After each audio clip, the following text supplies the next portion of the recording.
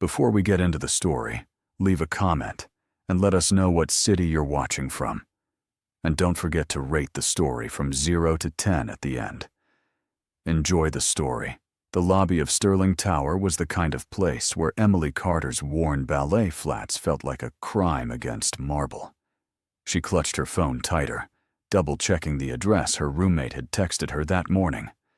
Floor 32, Hawthorne Estate Management. The position was for a live-in housekeeper at some wealthy family's home in Greenwich, Connecticut. The pay was triple what she'd been making at the diner, enough to finally catch up on her late father's medical debt, and maybe, just maybe, finish her architecture degree. 26 years old, and Emily felt ancient. 3 years ago, she'd been a promising graduate student with a portfolio full of innovative designs and a future that sparkled with possibility. Then her father's cancer diagnosis had turned her world into a nightmare of hospital bills and insurance denials. She dropped out to work double shifts, watching her dreams shrink with every rent payment and every call from debt collectors. He died anyway, 6 months ago, leaving her with a grief so heavy she could barely breathe and debts that would take a decade to clear. But she wasn't broken. Not yet. Emily squared her shoulders and stepped into the elevator, smoothing down her thrift store blazer.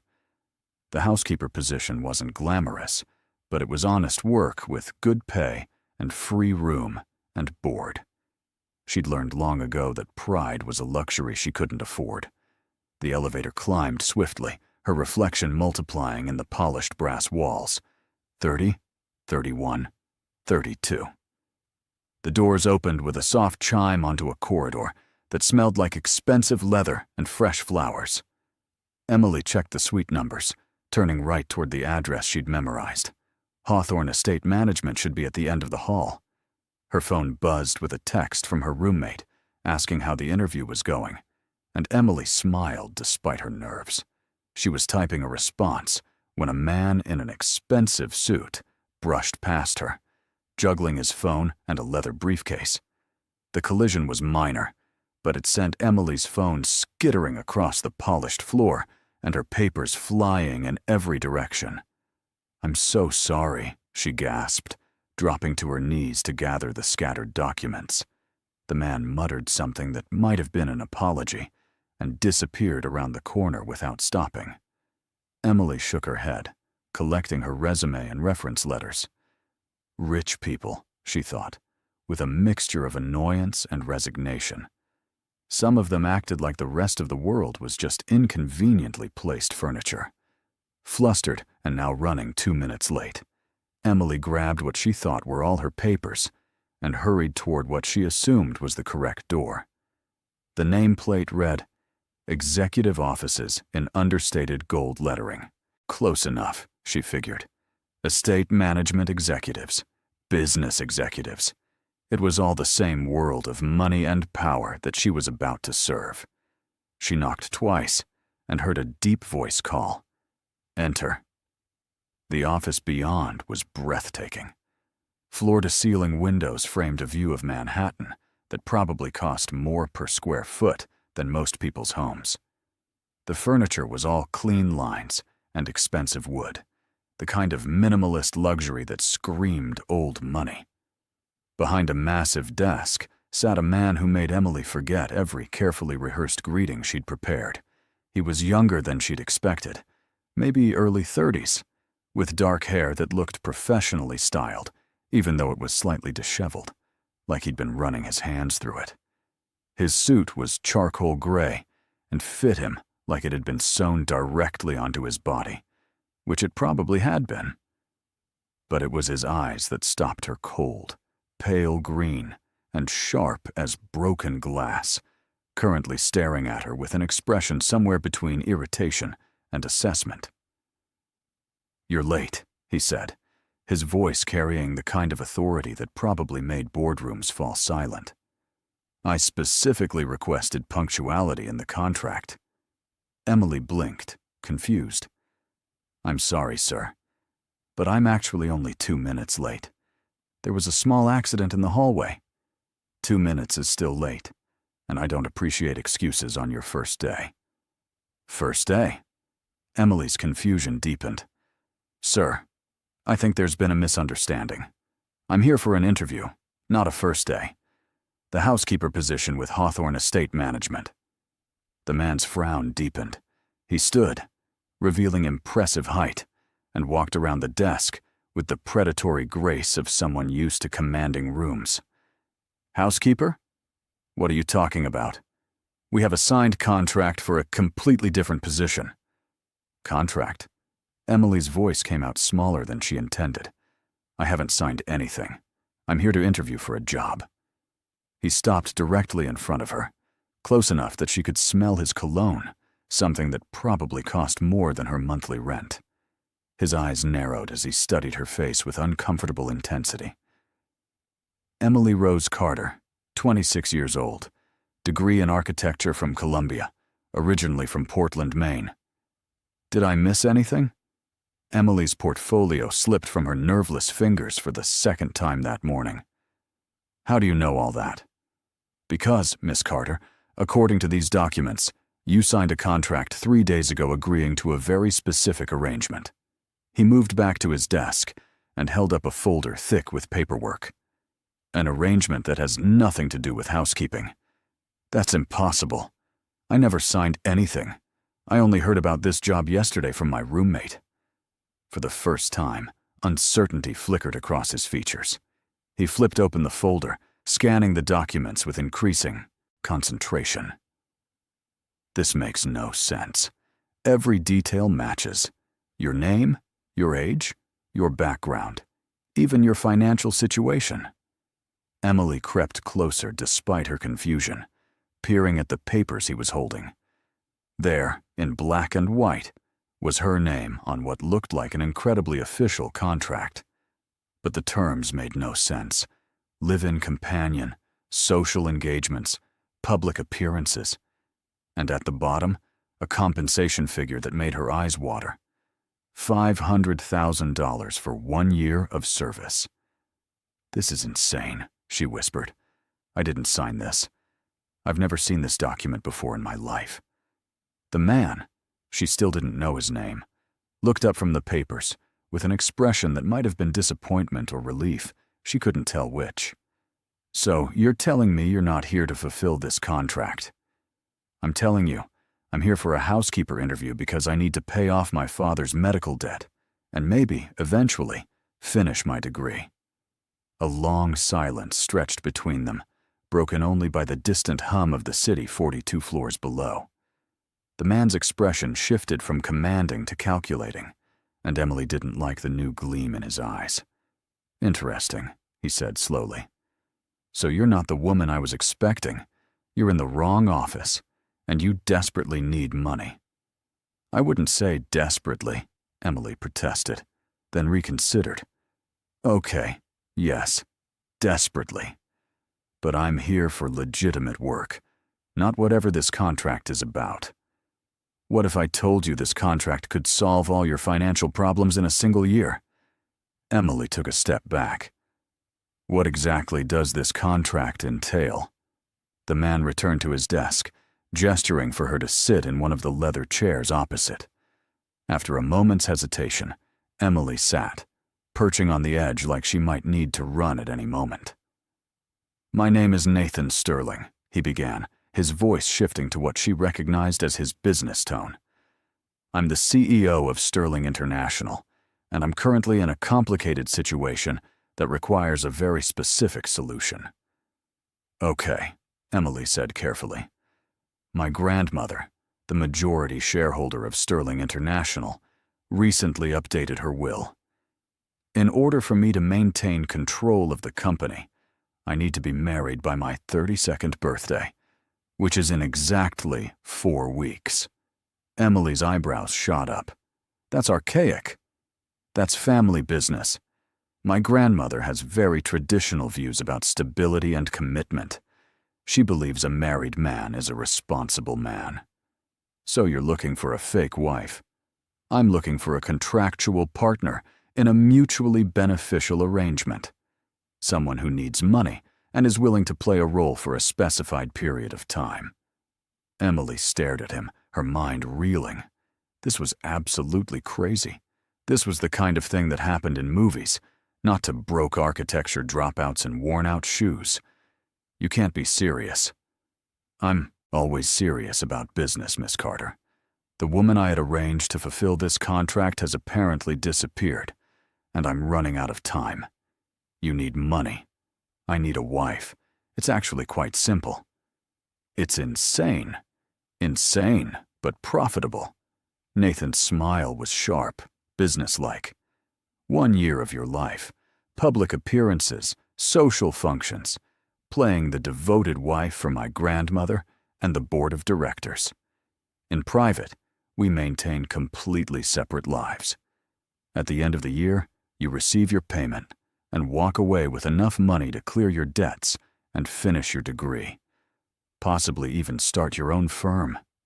The last part hit Emily like a physical blow. Her own firm.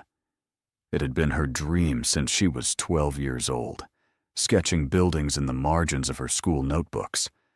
A dream she'd given up on the day her father's doctor had used the word terminal. I can't just marry a stranger, she said, but her voice lacked conviction. Why not? It's a business transaction, nothing more. No different than any other job, just better compensated. It's completely different. Marriage is supposed to be about love and partnership and fairy tales. Nathan's voice held a hint of mockery. In my world, Miss Carter, marriage is about alliances, assets, and strategic positioning. At least this arrangement is honest about what it is. Emily wanted to argue, wanted to storm out of this office and find the actual housekeeper job she'd come here for. But her mind was already calculating numbers. $500,000. That would pay off every cent of her father's debt, fund the rest of her degree, and leave enough to live on while she built a portfolio and looked for work in her actual field. 1 year of her life in exchange for her future back. If I were to even consider this, and I'm not saying I am, she said carefully, what would be expected of me? Nathan's smile widened slightly. Smart question.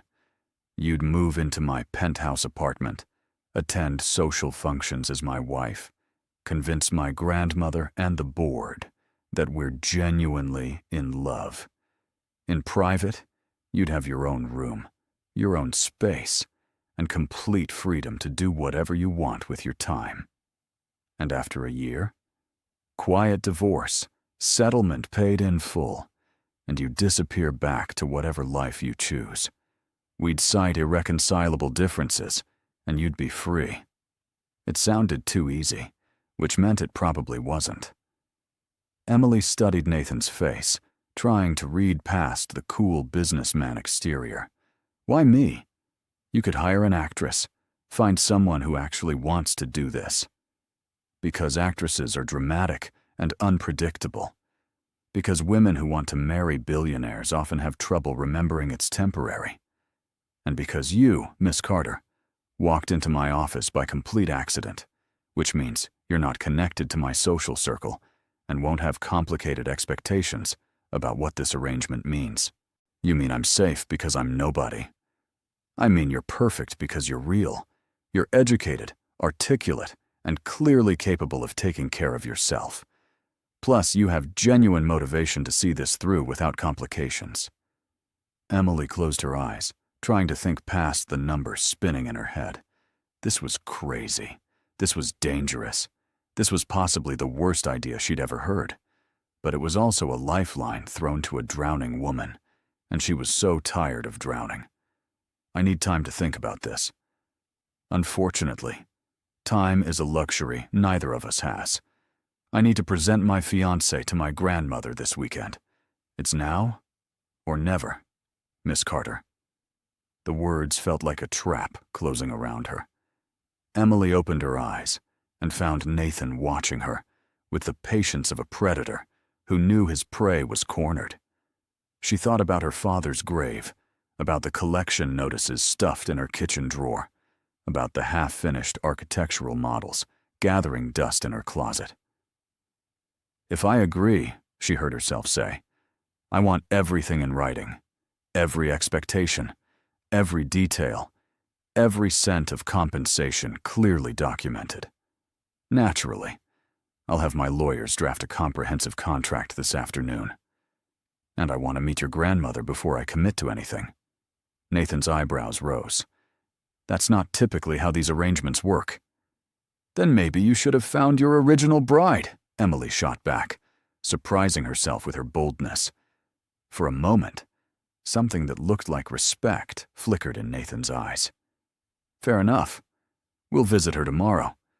But I should warn you, she's incredibly perceptive and not easily fooled. Then we better make our story convincing. Indeed we better, future Mrs. Sterling." The name sent an unexpected shiver through Emily. In less than an hour, her life had gone from desperate and predictable to absolutely insane. She was agreeing to marry a stranger for money, the very definition of everything she'd been raised to believe was wrong. But as she signed the preliminary agreement that afternoon, surrounded by lawyers and suits that cost more than her car, Emily reminded herself that sometimes survival required compromise. Sometimes desperate situations called for desperate measures. She just hoped she wouldn't regret this for the rest of her life. Nathan Sterling's penthouse apartment was located in a building so exclusive that Emily had to sign a non-disclosure agreement just to enter the private elevator. As they rode up to the 48th floor the next evening, she tried not to stare at the marble walls and crystal accents that probably cost more than most people's mortgages. "Nervous?" Nathan asked, noting her white-knuckled grip on her purse. "Terrified," Emily admitted. "I'm about to lie to your grandmother about being madly in love with you when I've known you for exactly 26 hours. 27 hours and 18 minutes, Nathan corrected. "And you don't have to lie. Just don't volunteer the complete truth." "That's the same thing." "It's really not." The elevator opened directly into Nathan's apartment, and Emily forgot to breathe. The space was enormous, all floor-to-ceiling windows and modern furniture that looked like art installations. The view stretched across Manhattan, the city lights beginning to twinkle in the early evening darkness. "This is where I'll be living?" she asked, her voice coming out smaller than intended. "Yes. Your room is down that hallway, second door on the left, fully furnished, private bathroom, walk-in closet. My assistant had it prepared today." Emily walked slowly through the main living area, taking in details that spoke of wealth she could barely comprehend. Original artwork on the walls, a grand piano by the windows, a kitchen with appliances that probably required advanced degrees to operate. "Nathan," she said, turning to face him, "I don't belong here. I don't know how to live like this." He'd removed his suit jacket and loosened his tie, looking slightly more human than the cold businessman from his office. "You'll learn. My staff will help you with anything you need. Your staff. Housekeeper, personal chef, driver. They all signed comprehensive non-disclosure agreements. Your secret is safe." The reminder that this was all a performance made Emily's stomach twist. She wasn't really going to be Mrs. Sterling, mistress of this impossible apartment. She was an employee playing a role, no different than an actress on a stage. "We should go," Nathan said, checking his watch. "Grandmother expects us for dinner at 8, and she hates lateness even more than I do." The drive to the Sterling family estate took 40 minutes, heading north into Connecticut, where old money built houses that looked like museums. Nathan's grandmother lived in a sprawling colonial mansion, surrounded by gardens that probably required a full-time staff to maintain. "Last chance to back out," Nathan said, as they pulled up the circular drive. Emily thought about the contract sitting in her new room, about the first payment that would hit her account once they were officially engaged. "Let's do this." The front door opened before they could knock, revealing an elderly woman who looked nothing like Emily had expected. Margaret Sterling was small and elegant, with white hair perfectly coiffed and sharp blue eyes that reminded Emily of Nathan's intensity. But where Nathan was cold and calculating, his grandmother radiated warmth. "Nathan, darling." She embraced her grandson with genuine affection before turning to Emily with undisguised curiosity. "And this must be Emily. My dear, you're even lovelier than Nathan described." "Thank you, Mrs. Sterling. It's wonderful to meet you. Please, call me Margaret. We're going to be family, after all." The word family hit Emily harder than she'd expected. This wasn't just about fooling a board of directors. This was about lying to a kind old woman who clearly loved her grandson deeply. Inside, the house was beautiful in a lived-in way that Nathan's sleek penthouse wasn't.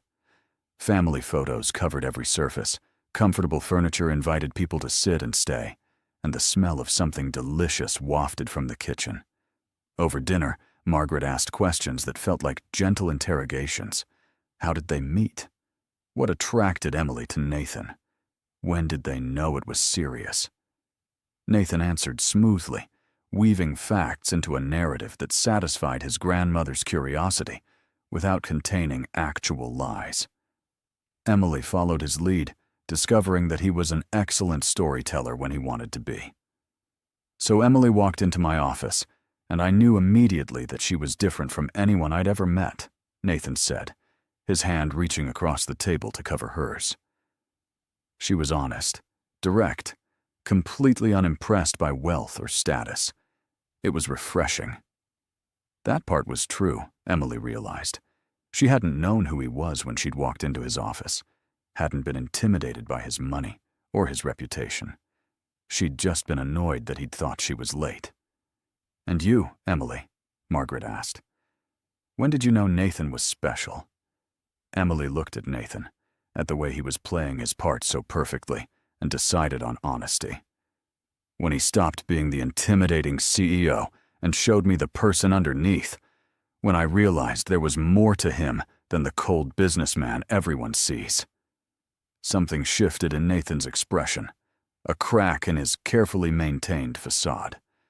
For just a moment, he looked surprised, vulnerable even, like she'd said something that touched a nerve he hadn't expected. "Love at first sight?" Margaret asked with a romantic smile. "Something like that," Emily replied, still holding Nathan's gaze.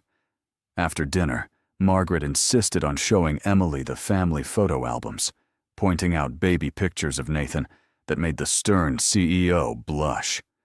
"He was such a serious child," Margaret explained. "Always reading, always thinking.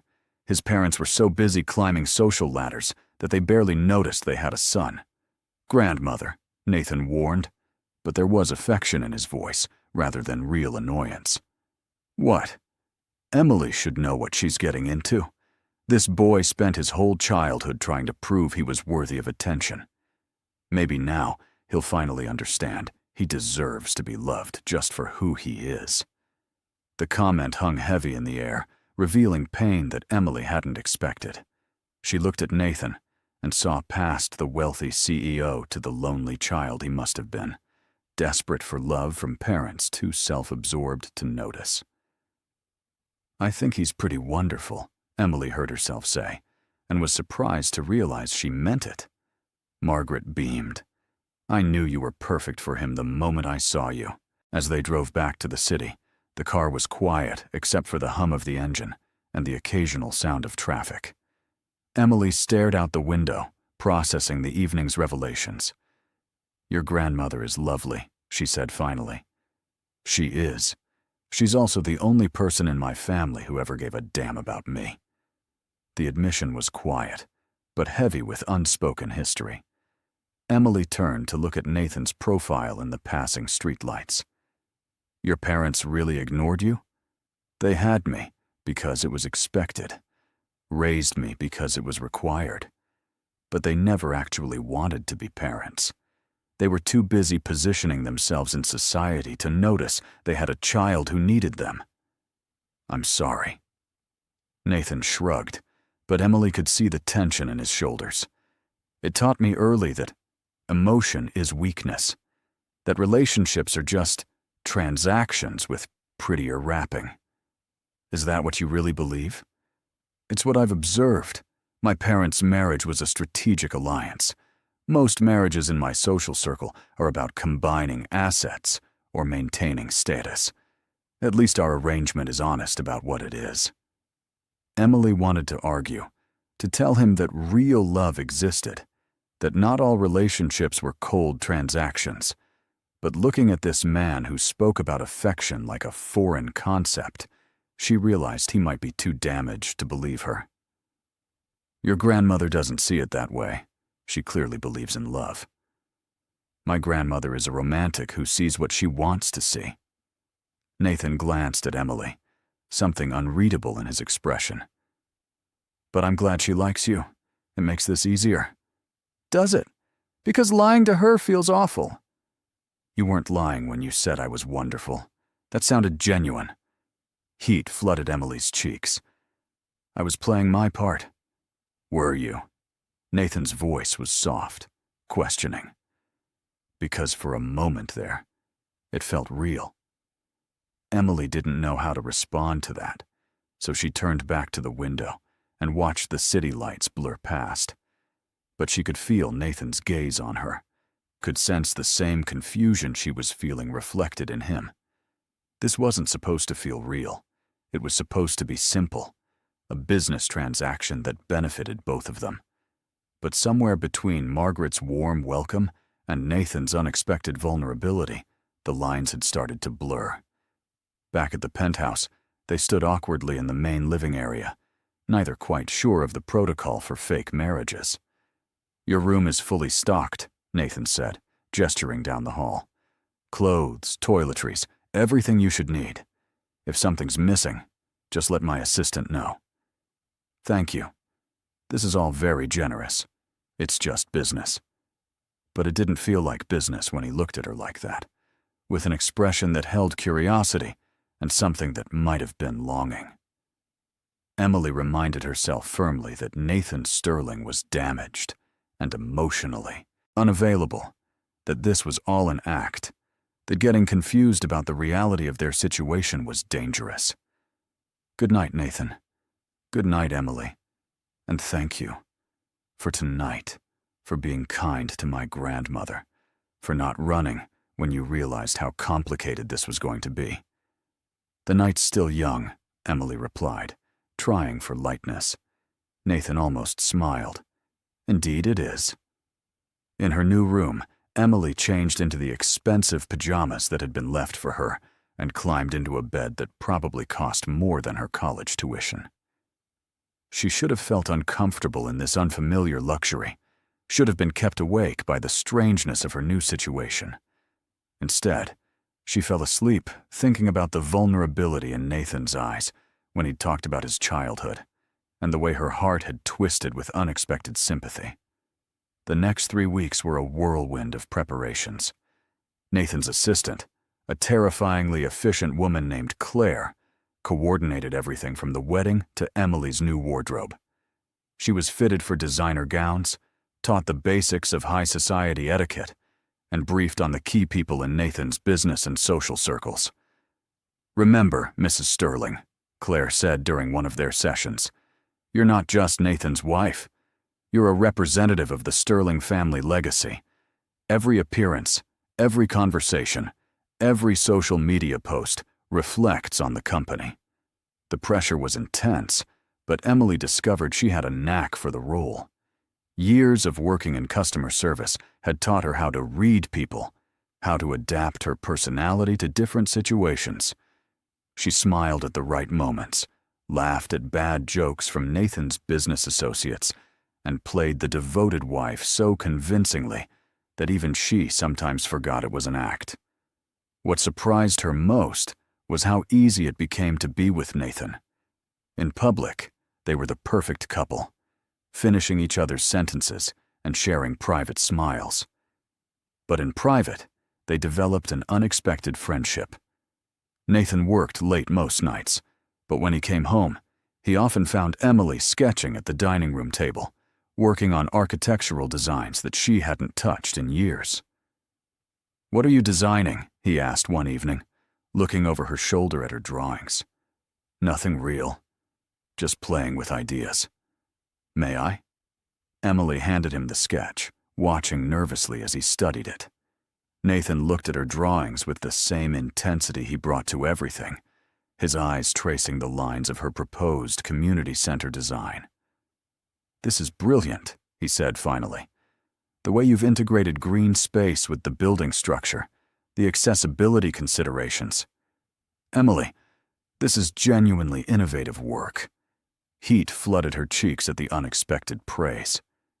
"It's just a hobby now." "It shouldn't be. You have real talent. Talent doesn't pay the bills." Nathan set down the sketch and looked at her directly. "What if it could? Sterling International has a real estate development division. We're always looking for fresh architectural perspectives." "Nathan, no, I'm not taking charity." "It's not charity if you're actually good, which you are. Think about it. After this year, you'll need a career. Why not one you're actually passionate about?" The offer was tempting, almost painfully so, but Emily had learned to be wary of gifts that seemed too generous. "Let's just get through the wedding first." Fair enough. But the offer stands. Moments like that made Emily forget that their arrangement was temporary, that Nathan Sterling was her employer rather than her partner. He was thoughtful in unexpected ways, remembering that she liked her coffee with too much cream, making sure the chef prepared vegetarian options because she'd mentioned once that she didn't eat meat. Small gestures that felt personal rather than contractual. The night before the wedding, Emily couldn't sleep. She stood by the massive windows overlooking the city, watching the lights and trying to quiet the panic rising in her chest. Tomorrow she was marrying a man she'd known for less than a month, committing to a year of pretending to be someone she wasn't. Can't sleep either? Emily turned to find Nathan standing in the doorway of her room, wearing pajama pants and a t-shirt that made him look younger, more approachable. "Just nervous," she admitted. "So am I." "You?" The unflappable Nathan Sterling is nervous? He walked to stand beside her at the window, close enough that she could feel the warmth radiating from his body. "Tomorrow I'm marrying someone I barely know and lying to everyone I care about. That's terrifying. We could still call it off. Tell your grandmother the truth." "No." Nathan's response was immediate and firm. "She has a weak heart. The shock could kill her. And honestly, I don't want to disappoint her.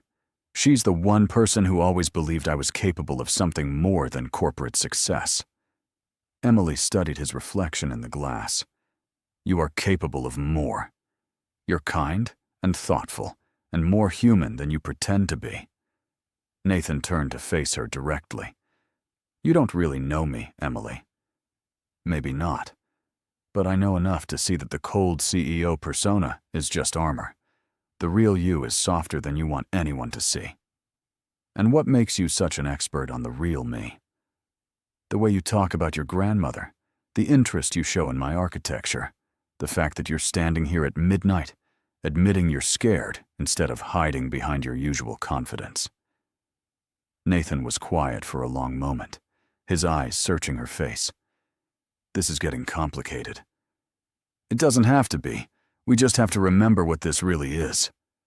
"And what is it, Emily?" The question felt loaded with meaning she didn't quite understand. Emily found herself stepping closer, drawn by the vulnerability in his expression. "A business arrangement that benefits both of us." "Right. Just business." But the way he was looking at her didn't feel like business, and the way her heart was racing had nothing to do with financial transactions.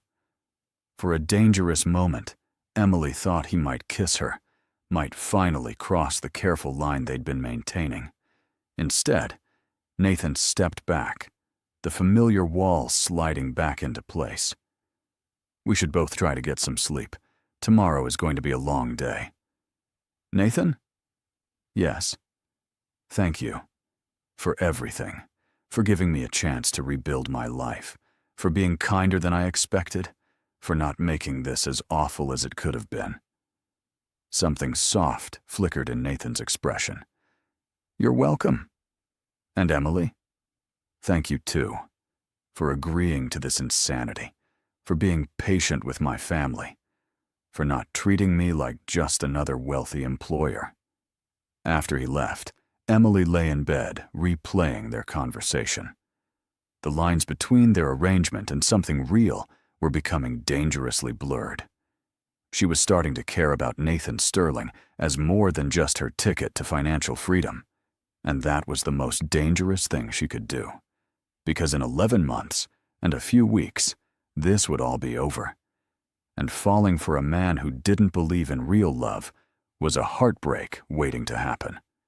The wedding took place in the Sterling family's private chapel in the Hamptons, a small but elegant ceremony attended by close family and Nathan's key business associates. Emily wore a custom gown that fit her like a dream, all silk and delicate lace, feeling like she was playing dress-up in someone else's fantasy life. As she walked down the aisle toward Nathan, her arm linked with Margaret's because her own father was gone, Emily tried to focus on the practical aspects of what was happening. This was a performance, an elaborate play they were staging for an audience. But when she reached the altar, and Nathan took her hands in his, the look in his eyes made her forget all her carefully rehearsed reminders. "You're breathtaking," he murmured, just loud enough for her to hear. "So are you," Emily replied, and meant it.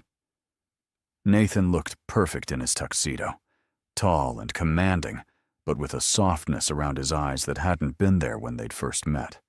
Over the past weeks, she'd watched him gradually relax around her, the stern CEO persona melting away to reveal someone more vulnerable underneath. The ceremony itself was traditional and surprisingly moving. Nathan's voice was steady as he recited vows they'd written together, promises that sounded heartfelt, despite being carefully crafted for maximum emotional impact. When it came Emily's turn, she found herself speaking the words with unexpected sincerity. "I promise to stand beside you, to support your dreams, to be your partner in whatever challenges we face," she said, surprised by the emotion in her own voice. When the officiant pronounced them husband and wife, Nathan cupped her face in both hands and kissed her with a tenderness that made her knees weak. For a moment, everything else disappeared. The guests, the pretense, the contract, locked in Nathan's office safe. There was only the gentle pressure of his lips and the surprising warmth in his touch. When they broke apart, Nathan's eyes held the same confusion she felt. This wasn't supposed to feel real. The reception was held in the estate's gardens, transformed into a fairy tale setting with string lights and white roses. Emily played her role perfectly, smiling for photos, thanking guests for their congratulations, and laughing at Nathan's business associates' jokes. But she was hyper-aware of Nathan's constant presence, his hand on her waist, the way he watched her when he thought she wasn't looking. During their first dance, Emily finally allowed herself to relax into his embrace. They swayed to a romantic ballad while their guests watched with approval, and for those few minutes, she let herself pretend this was all real. "You're an excellent dancer," she observed. "Boarding school requirement, along with fencing and polo. Such a hard life." "You have no idea," Nathan replied, but there was humor in his voice rather than bitterness. As the song ended, Margaret approached them with tears in her eyes. "You two are perfect together. I've never seen Nathan look at anyone the way he looks at you, Emily." The comment made Emily's chest tighten. If only Margaret knew the truth, that the love in her grandson's eyes was just skilled acting, that this whole perfect day was built on a foundation of lies and legal contracts. That night, back at the penthouse, the awkwardness of their situation became impossible to ignore. They were legally married now, husband and wife in the eyes of the law and society. but they remained essentially strangers, playing roles for an audience. "I had your things moved into the master bedroom," Nathan said, hovering in the living room, like he wasn't sure where to stand. Emily's eyes widened. "What? Why?" "The household staff will talk if we're sleeping in separate rooms. We need to maintain the illusion even with people who work for us." "Nathan, the contract said separate rooms, private lives. The contract didn't account for how closely my staff pays attention to details." He ran a hand through his hair, a gesture Emily had learned meant he was stressed. "Look, the room is enormous. There's a sitting area, multiple closets. We can divide the space and maintain our privacy. And the bed? King-sized. You'll barely know I'm there." Emily wanted to argue, wanted to insist on maintaining the boundaries they'd established. But she could see the logic in his reasoning, and she was too tired from the long day to fight about logistics. "Fine. But we establish ground rules, boundaries. This doesn't change the nature of our arrangement." "Agreed." The master bedroom was indeed enormous, with a seating area that included a couch and chairs, a massive walk-in closet that had been divided into his and her sections, and a bathroom with both a soaking tub and a rain shower. The bed itself was large enough that 2 people could sleep in it and never touch. They established a routine that first night that would become familiar over the following weeks. Nathan disappeared into the bathroom first, while Emily changed in the walk-in closet. He emerged in pajama pants and a t-shirt, heading to his side of the bed with a book. Emily took her turn in the bathroom, then climbed into her side of the bed with her own reading material. They lay there in the darkness, carefully maintaining the space between them, both hyper-aware of the other's presence. "This is weird," Emily finally said. "Extremely weird," Nathan agreed. "We're married, but not really married. Living together, but trying to pretend we're not. Sharing a bed, but determined not to touch each other." "When you put it like that, it sounds completely insane." "That's because it is completely insane." Nathan was quiet for a moment. "Do you regret it? Agreeing to this?" Emily considered the question carefully. "No. My mother's medical debt is cleared. I'm back in school part-time studying architecture, and I have opportunities I never would have had otherwise. This arrangement has been good for me. But it's more complicated than I expected.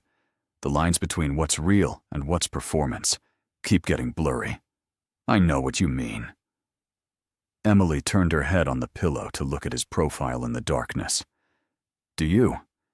Because sometimes I think you have everything perfectly compartmentalized in that brilliant, calculating mind of yours. Is that what you think? That I'm cold and calculating? I think you try to be. I think you use logic and control as protection against feeling things that scare you." Nathan turned to face her, and in the dim light coming through the windows, Emily could see the conflict in his expression. "Maybe you're right. Maybe I've spent so long building walls that I don't know how to let people in anymore. Maybe you just need someone patient enough to wait for you to open the door. Is that what you're doing? Being patient? I don't know what I'm doing, Nathan. This whole situation is so far outside my experience that I'm just making it up as I go." Nathan reached out slowly, like he was giving her time to pull away, and brushed a strand of hair from her face. The touch was gentle, almost reverent. "You're doing better than making it up. You're excelling at it. Even Margaret believes we're genuinely in love. And what about you? What do you believe?" The question hung between them, heavy with implication. Nathan's hand stilled against her cheek, his eyes searching hers in the darkness. "I believe," he said slowly, "that you're the most confusing, frustrating, and interesting person I've ever met. I believe that somewhere along the way, this stopped feeling like just an arrangement. And I believe that terrifies me." Emily's breath caught. "Nathan. But I don't know what to do about it. I don't know how to want something without trying to control it, without turning it into a transaction. And I don't want to do that to you. So what do? We stick to the plan. 1 year, exactly as we agreed. And we try very hard not to make this more complicated than it already is. It was the logical answer, the safe answer. But as Nathan withdrew his hand and turned back to his side of the bed, Emily felt the loss of his warmth like a physical ache. She wanted to reach out, to bridge the space between them, to tell him that maybe complicated wasn't such a bad thing. Instead, she turned to her own side and stared at the city lights, trying to ignore the fact that her heart was doing exactly what she'd promised. Herself it wouldn't do. She was falling for Nathan Sterling, and there was no contract clause that could protect her from that heartbreak. The weeks that followed established a pattern that felt increasingly like real marriage, despite their best efforts to maintain emotional distance.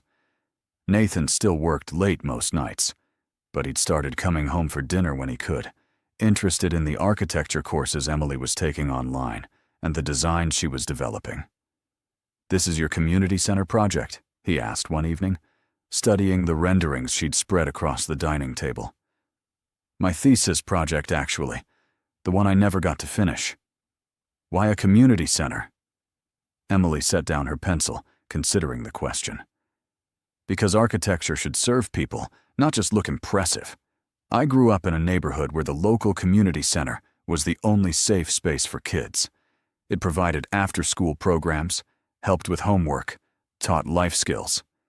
That building changed lives, including mine. I wanted to design spaces that could do the same thing for other communities." Nathan was quiet, studying her designs with an intensity that made her self-conscious.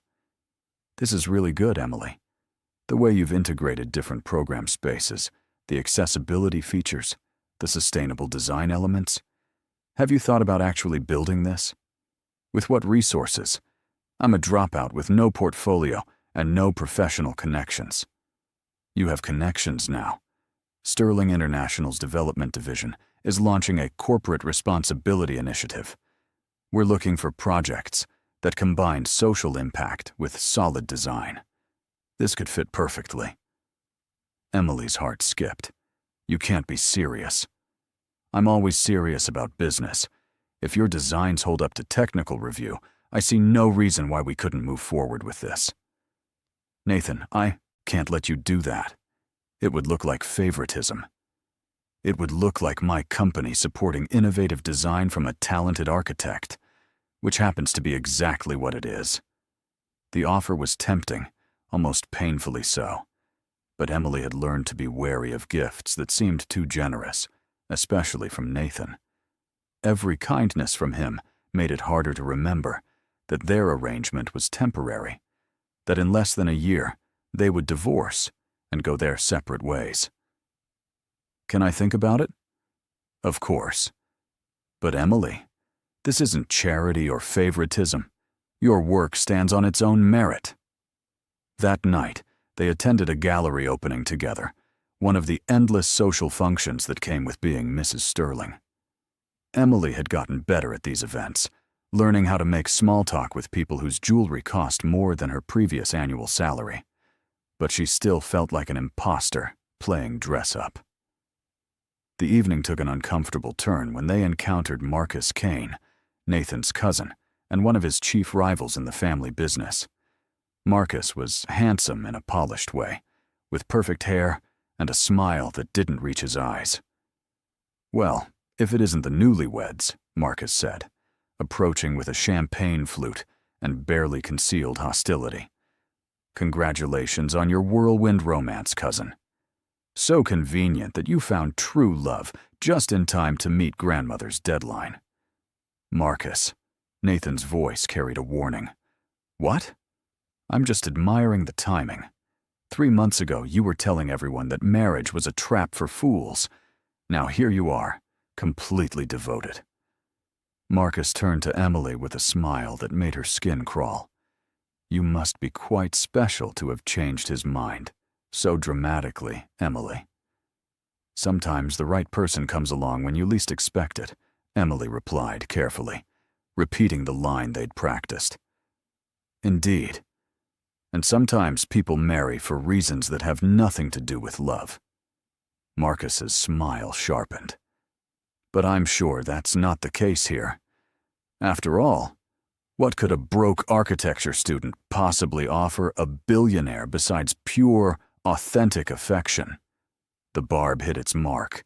Heat flooded Emily's cheeks as she realized how transparent their arrangement might appear to someone looking for flaws. Nathan moved closer, his hand tightening on her waist. Careful, Marcus. You're talking about my wife. Of course, my apologies. But Marcus's eyes held no real remorse. I'm sure your marriage is completely legitimate and will last well beyond grandmother's requirements. After Marcus walked away, the evening felt tainted. Emily could feel other guests watching them with new speculation, could sense whispers following them through the gallery. In the car ride home, the tension was thick enough to cut. He knows, Emily said finally. He suspects.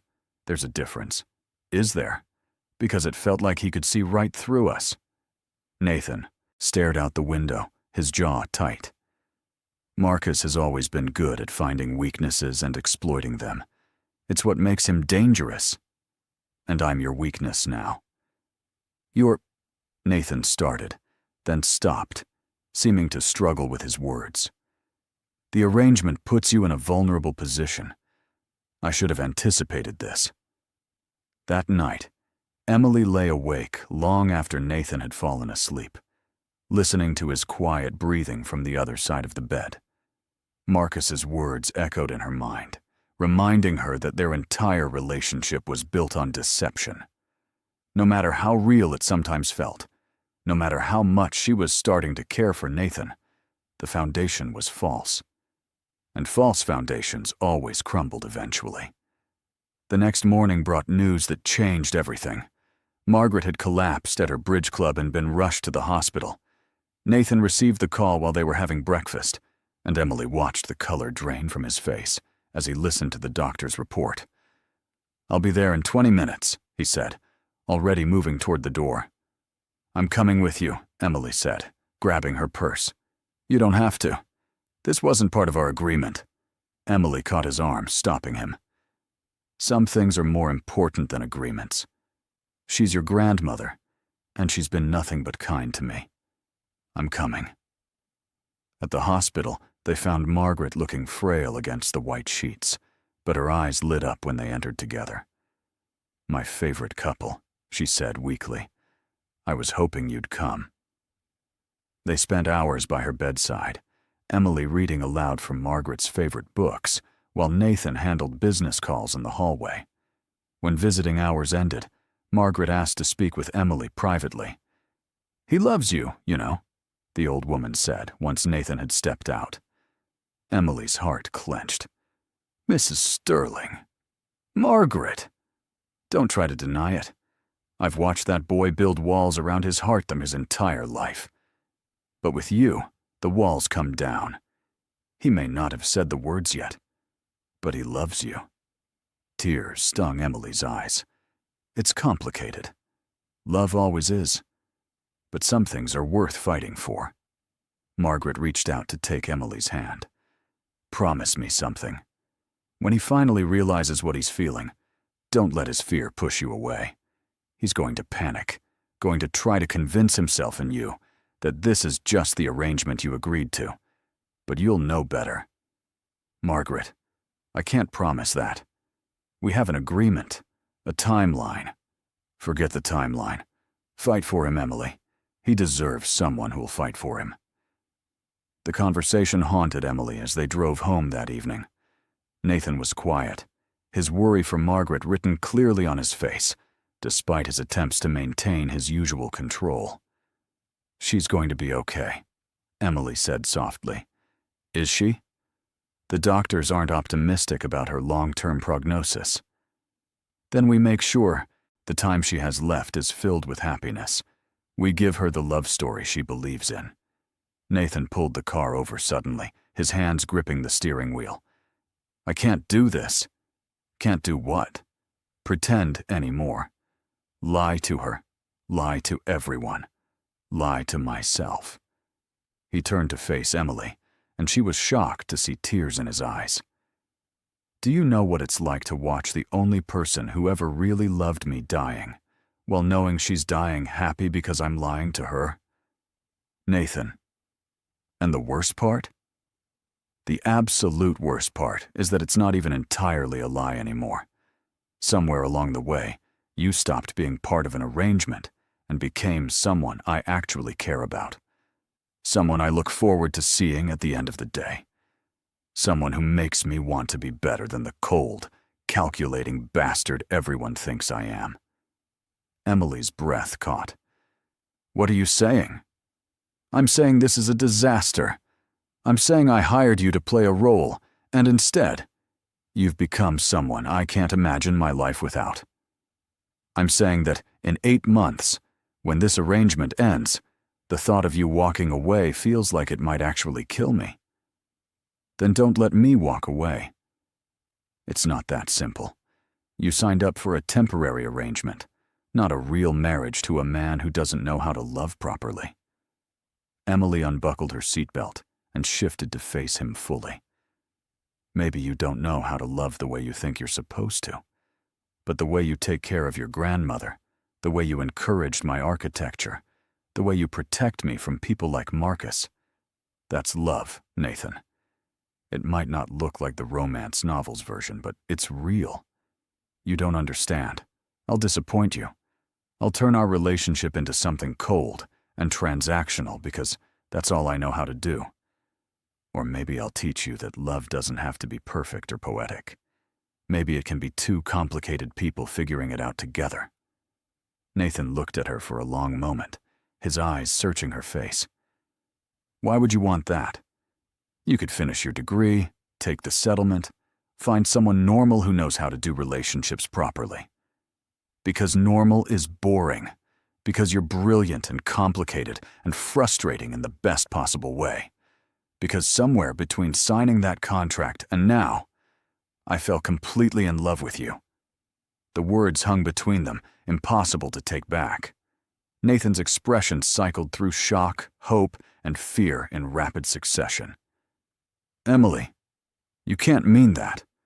Why not? Because it wasn't part of the plan? Because it's inconvenient? Too bad. I fell in love with you anyway. This is insane. Welcome to my world. I've been living in insane for months. Nathan laughed, a real sound of surprise and relief. Then, before Emily could second-guess her confession, he pulled her close and kissed her with a desperation that made her heart race. This wasn't the performative kiss from their wedding or the careful pecks they'd shared at social functions. This was real, raw, and full of all the feelings they'd been carefully avoiding.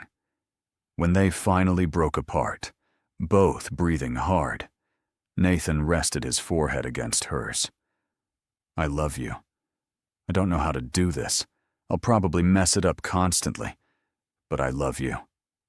We'll figure it out together.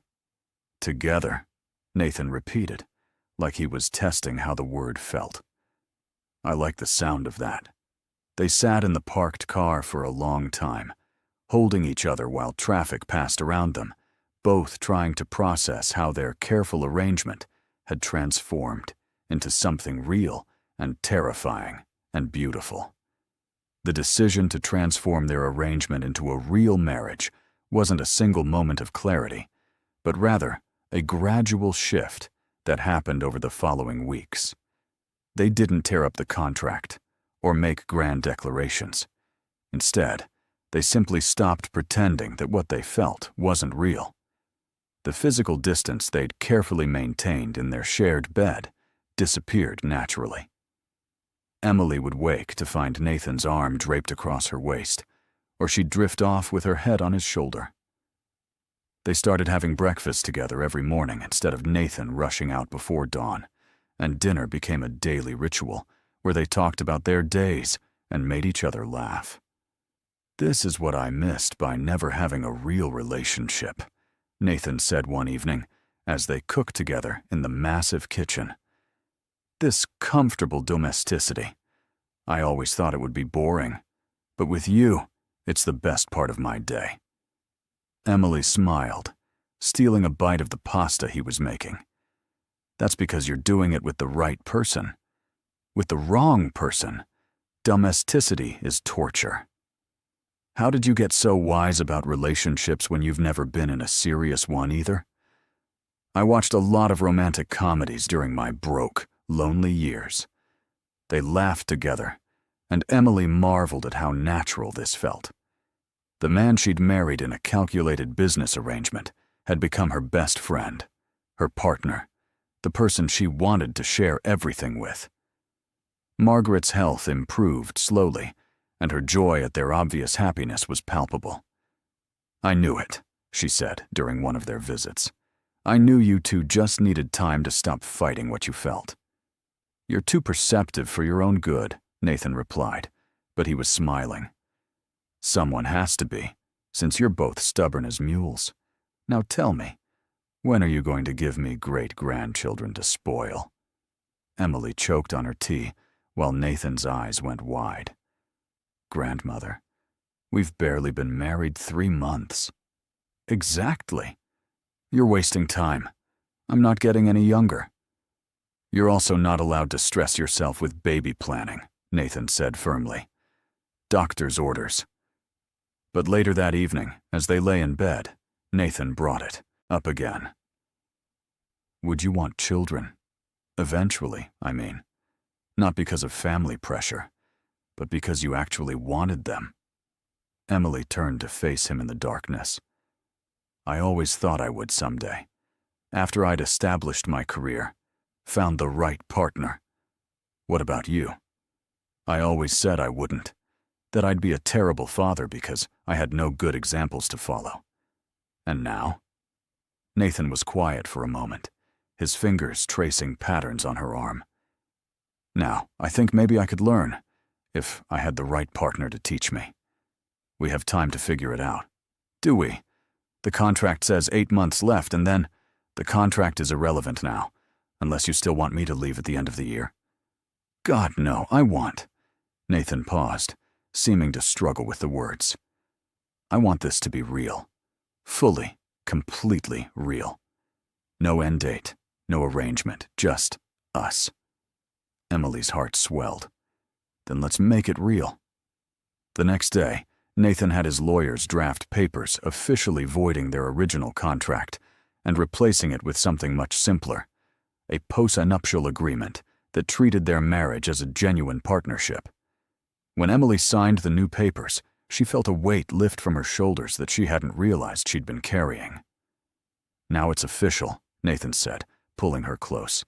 "You're stuck with me permanently." "Good, because I wasn't planning on going anywhere." Their newfound happiness was almost perfect, but Marcus remained a lurking threat. He'd been gathering evidence, questioning staff members, trying to prove that their marriage had started as a fraud. At a family dinner 2 weeks later, he finally made his move. "I think we should all toast the happy couple," Marcus announced, standing with his wineglass raised. "Nathan and Emily, who managed to fall in love in exactly 3 days, right before grandmother's marriage deadline. Such convenient timing." The table went silent. Margaret's eyes narrowed dangerously, but before she could speak, Nathan stood. "You're right, Marcus. The timing was convenient. Emily and I did meet because of the deadline, and yes, I initially approached her as a business arrangement." Emily's heart stopped. Nathan was admitting the truth, exposing their deception in front of his entire family. "But what started as convenience became the most important thing in my life," Nathan continued, his eyes finding Emily's. "I hired someone to play a role and ended up falling completely in love with the woman behind the performance. So yes, our marriage started unconventionally. But what it's become is more real than any relationship I've ever had." Marcus sputtered, clearly not expecting such honest admission. You're saying you committed fraud to secure your inheritance. I'm saying I made a business decision that led to genuine love, and I'd make the same choice again in a heartbeat. Margaret stood, her expression fierce despite her fragile health. Marcus, that's enough. I've known about their arrangement from the beginning. The room erupted in shocked murmurs. Nathan turned to his grandmother in surprise. You knew? Of course I knew. You think I'm senile? I have investigators, dear boy. I knew within a week. Margaret smiled at Emily warmly. But I also saw what you two were too stubborn to see yourselves. The arrangement was temporary, but the connection was real from the start. I just had to give you time to figure it out. Emily felt tears spring to her eyes. You were testing us? I was hoping for you, and I was right to hope. Marcus tried to argue further, but the rest of the family rallied around Nathan and Emily, charmed by the story of an arrangement that became real love. By the end of the evening, what could have been a disaster had instead become a celebration of their unconventional journey. In the car ride home, Emily couldn't stop smiling. Your grandmother is diabolical. She's always been 3 steps ahead of everyone else. It's infuriating and wonderful. I can't believe she knew the whole time. Nathan pulled into their building's garage and turned to face Emily. Are you okay with all of this? With everyone knowing the truth about how we started? I'm more than okay. No more secrets, no more pretending. Just us, exactly as we are. Exactly as we are, Nathan repeated. He leaned across the console to kiss her softly. Have I mentioned lately that I love you? Not in the last hour. I was starting to worry. I love you, Emily Sterling. I love your smart mouth and your brilliant mind and the way you see the best in me, even when I can't see it myself. I love you too, even though you're stubborn and controlling and completely impossible sometimes. Especially because I'm stubborn and controlling and impossible. Especially because of that. 6 months later, Emily stood in front of a room full of investors and city officials, presenting her community center design. Sterling International had agreed to fund the project as part of their social responsibility initiative. But Emily had insisted on pitching it herself, on proving that she'd earned the opportunity through merit rather than marriage. The goal is to create a space that serves multiple functions, she explained, walking them through her renderings. Educational support, recreational facilities, health services, and community gathering spaces, all designed to be accessible and welcoming. Nathan watched from the back of the room, his pride evident despite his attempts to maintain professional neutrality. When Emily finished her presentation to enthusiastic applause, he couldn't stop himself from grinning. The project was approved unanimously. As Emily gathered her materials after the meeting, Nathan approached with an expression of pure joy. You were brilliant, he said, pulling her into a hug despite their professional setting. I was nervous. You were perfect. And this project is going to change lives. Our project, Sterling International, is making this possible. Your vision, your design, your passion. We're just providing the resources. Emily looked up at him. This man who'd started as a convenient solution to financial problems and become her entire world.